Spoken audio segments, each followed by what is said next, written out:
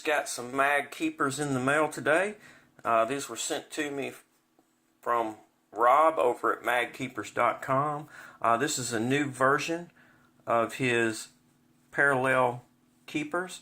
The previous version had just one main magnet on the side there and an 1/8 inch slot.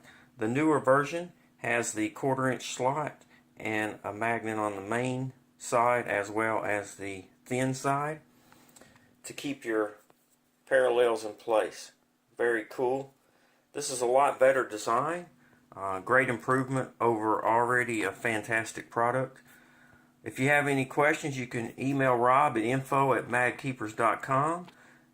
They currently come in these 4 colors. However, I think green may be in the works. Thanks for watching, guys.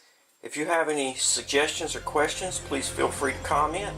If you're interested in picking up a set of these MagKeepers, you can go to magkeepers.com and get the color of your choice.